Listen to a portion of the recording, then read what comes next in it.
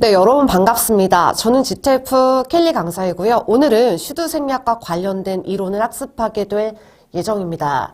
저희가요, 근데 새로운 걸 학습하는 것도 되게 중요하긴 한데 지난번에 했던 내용을 복습하는 게 더 중요하거든요. 그래서 우리 한번 기억을 더듬어서 지난 강의에 했던 내용들을 리뷰해 보도록 할게요. 가정법에서 저희가 총 2개의 포인트를 학습했었습니다. 일단 첫 번째 가정법 과거였지. if 주어 과거 동사를 쓰면 주절에 주어 쓰고 우쿠마 동사 원형 쓰자 라고 말씀드렸고요. 그 다음에 두 번째는 가정법 과거 완료였습니다. if 주어 had pp 쓰면 우리 주절에 못 쓰기로 약속했었습니까? 그치? 주어 쓰고 would, could, might, have pp 쓰자 라고 약속했었던 게 기억나실 겁니다. 자, 그리고요, 저희가 오답 포인트 총 6개를 학습했었습니다. 일단 첫 번째입니다. 가정법 과거 완료에서 if가 생략되었을 때 had와 주어의 위치가 바뀌면서 had 주어 pp 이렇게 어순이 형성되는데 그때는 가정법 과거 완료니까 주절에 주어 쓰고 우쿠마 have pp 쓰자라고 말씀드렸고요. 자, 그 다음 두 번째 뭐였습니까? 쌤, 시험장에 갔는데 had가 나오면 저는 그 뒤에 뭐가 나왔는지 확인할게요. 만약에 pp가 나왔다라고 한다면 가정법 과거 완료니까 주절에 주어 쓰고 우쿠마 have pp 쓰면 되겠지. 근데 만약에 had 뒤에 명사가 나왔다. 그러면 걔는 가정법 과거 완료 아니에요. 가정법 과거예요. 그러니까 주절에 주어 쓰고 우쿠마 동사 원형 쓰자고 약속했었습니다. 자, 그리고요. 세 번째요. if절에 만약에 could나 were, did가 나왔다? 그럼 얘는 가정법 과거이니 주절에 주어 쓰고 우쿠마 동사 원형 쓰자라고 했고요. 자, 그 다음에 네 번째입니다. if절에 현재 시제가 나왔다라고 한다면 얘는 가정법 아닙니다. 그러니까 나중에 배우게 될 시제 포인트를 적용하자라고 말씀드렸습니다. 자, 그리고 다섯 번째는요. if의 해석이 만약에 뭐뭐인지 아닌지라고 해석되면 걔는 가정법 문제 아니라고 말씀을 드렸고요. 자, 그리고요. 혼합가정법 기억나십니까? if절은 가정법 과거 완료, 그 다음 주절은 가정법 과거. 그래서 right now나 now를 데리고 나오는 경우가 많더라. 하지만 now가 있다라고 해서 무조건 혼합가정법은 아닐 수 있으니 만약에 혹시라도 어려운 유형까지 대비를 꼼꼼하게 하신다면 문맥상 어떤 가정법을 써야 하는지 해석까지 필요한 경우도 있다라고 말씀드렸던 게 기억나실 겁니다. 자, 오늘은요. 슈드 생략 포인트를 학습할 건데요. 제가 여러분들께 알려드리는 GTF 문법의 모든 유형 중에서 가장 쉽고 빠르게 학습할 수 있습니다. 자, 제가 본격적인 포인트를 들어가기에 앞서서 일단 슈드 생략 미리 보기를 통해서 출제 문제 수와 선지 구성, 문제풀이 단계부터 먼저 설명드릴 거고요. 사실은 G포인트 3번만 제가 알려드리면 거의 모든 문제를 해결하실 수는 있거든요. 근데 때로는 우리를 혼란스럽게 하는 문제가 나오기도 합니다. 그거 오답 포인트 2개를 통해서 정리를 할 건데요. 이 오답 포인트 2개를 학습하기 위해선 그래도 약간의 기초적 문법 지식은 필요합니다. 그래서 제가 포인트 학습에 앞서서 학습 전 알아야 될 필수 문법을 먼저 공부할 겁니다.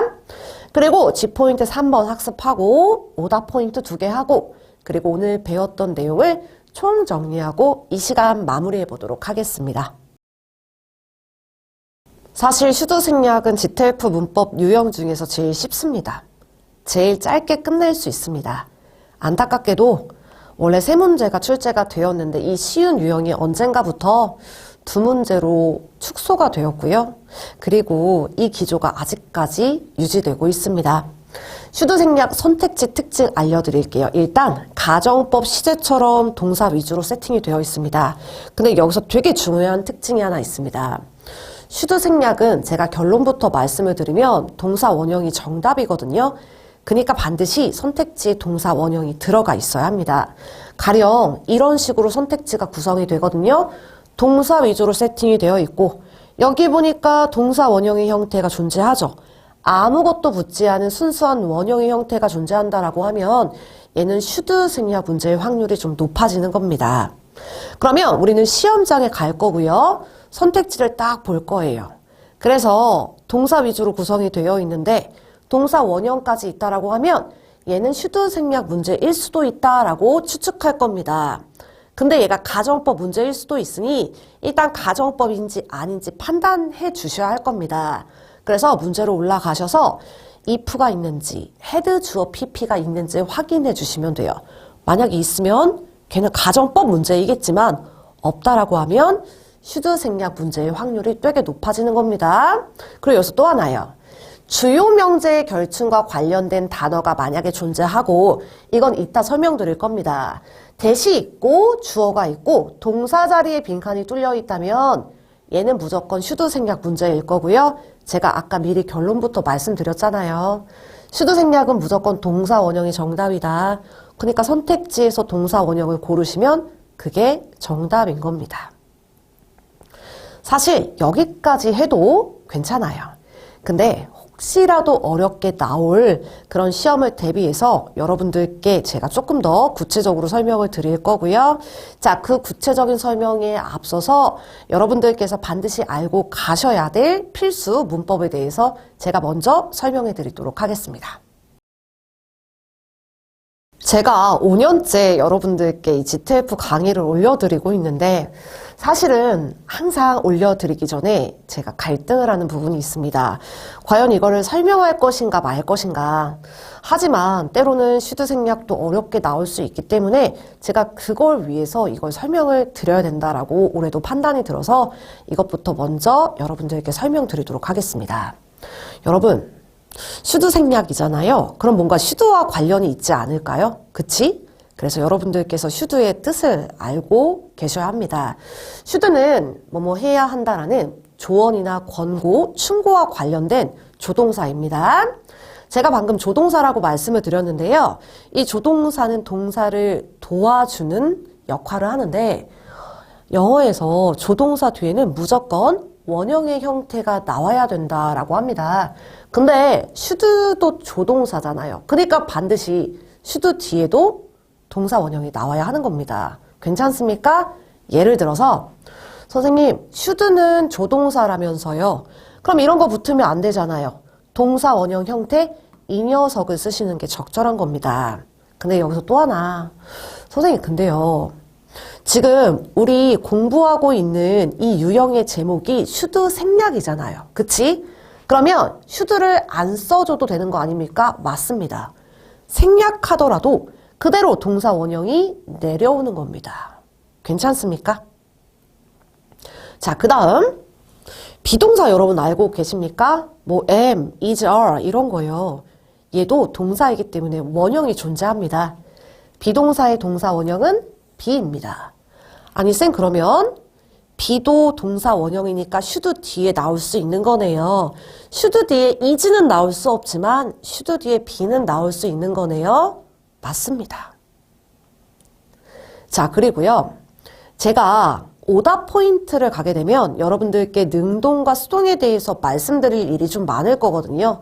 근데 여러분들께서 능동과 수동에 대해서 기초 개념이 없다라고 한다면 오답 포인트 듣기가 조금 힘드실 수 있습니다. 제가 그래서 최선을 다해서 최대한 간략하게 능동과 수동에 대해서 설명을 드리도록 할게요.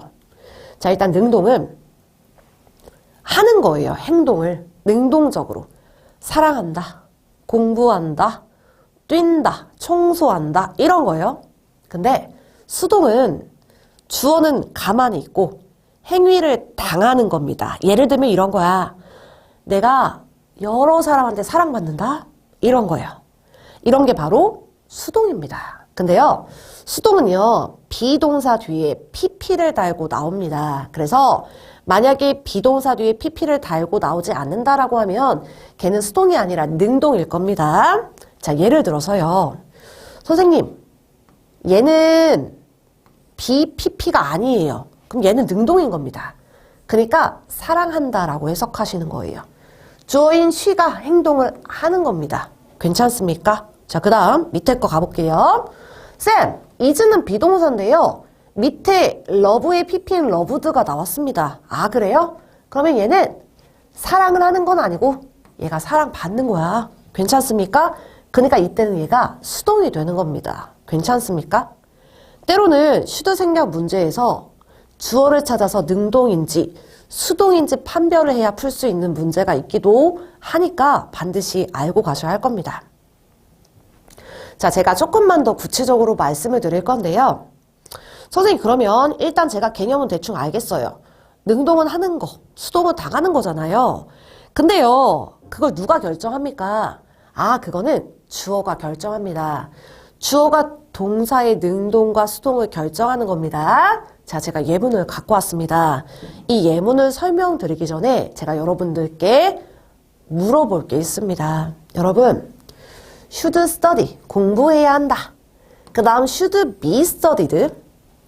그 다음 should conduct, conduct는 수행하다라는 뜻입니다. 그 다음 should be conducted. 제가 이렇게 밑줄을 4개를 그었는데요. 이게 능동인지 혹시 수동인지 판별 가능하실까요? 한번 판별해 보십시오. 일단 얘는요, 쌤, BPP 없어요. 그러니까 수동 아니야. 아니, 그러면 능동이겠지. 괜찮습니까? 쌤, 얘는 BPP입니다. 그러면 얘는 수동일 겁니다. 세 번째는 어떤데요? 쌤, BPP 없어요. 그러면 얘는 능동일 거고요. 여기 B가 있고 conduct에 PP인 conducted가 있기 때문에 얘는 바로 수동일 겁니다. 괜찮습니까? 아, 쌤, 그러면 이 능동과 수동을 누가 결정하는 건데요? 이 주어요. 그녀가 결정하는 겁니다. 그녀가 영어를 공부해야 한다. 그녀가 공부하는 거니까. 자, 그 다음 영어가 공부하는 게 아니에요. 영어가 학습되어야 한다. 괜찮습니까? 영어는 학습할 수 없잖아. 사람이 하는 거잖아요. 그러니까 English라는 이 문장의 동사는 수동태인 겁니다. 괜찮습니까? 세 번째요. 쌤, 저 이제 알 것 같아요. 학생들이 실험을 수행해야 한다. 학생이 수행하는 거니까. 괜찮아요? 근데 실험은 수행할 수 없죠. 사람에 의해서 수행되어야 하는 겁니다. 그러니까 이때는 여러분들께서 수동을 써주시면 되는 겁니다. 괜찮습니까? 그러면 정리해보면, 쌤, 문장의 동사가 능동인지 수동인지를 결정하는 건 주어이겠네요. 맞아요. 주어가 행위를 하면 능동, 당하면 수동, 이렇게 쓰시면 되는 겁니다. 괜찮습니까? 자, 그리고요, 여러분들께 제가 팁을 하나 드릴 겁니다. 제가 말씀드렸어요.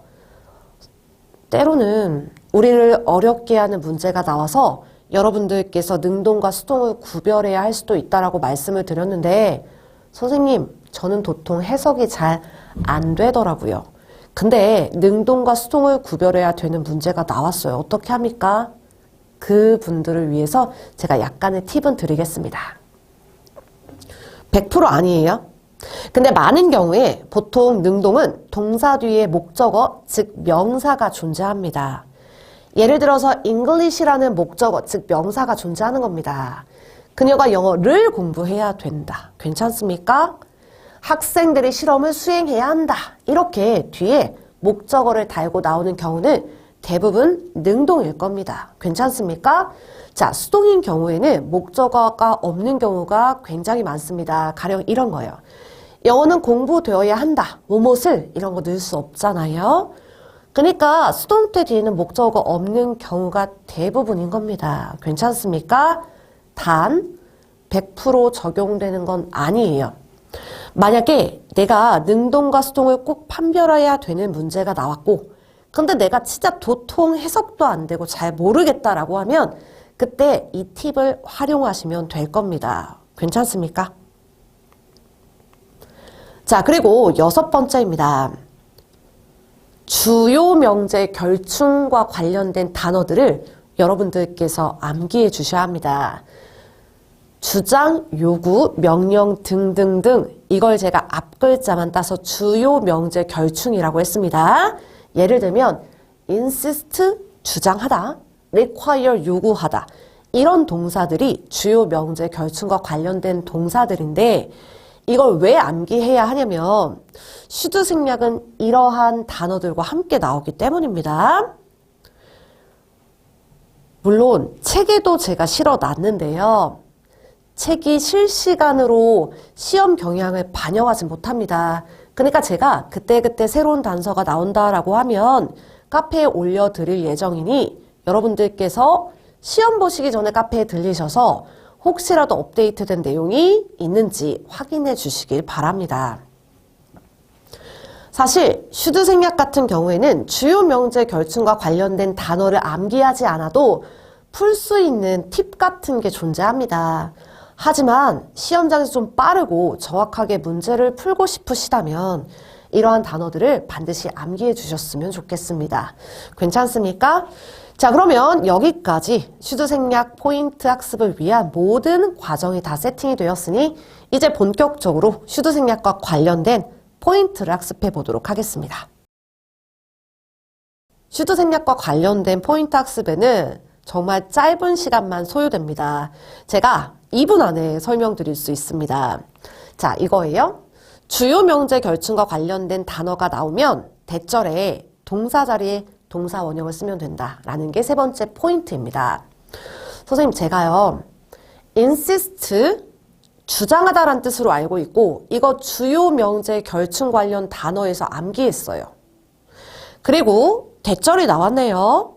그리고 주어, 그 다음 동사 자리에 밑줄이 있다. 그러면 원형을 쓰시면 됩니다. 얘는 원형이 아니니까 탈락이에요. 자, 그 다음요. Sam, essential도 주요 명제 결충과 관련된 단어 아닙니까? 그치? 그러니까 대절의 동사 자리에는 여러분들께서 원형을 체크하시면 되는 겁니다. 괜찮습니까? 여기까지가 슈드 생략과 관련된 모든 포인트입니다. 하지만 여기까지만 공부해서는 때로는 어려운 문제들이 나왔을 때 대비가 불가능해요.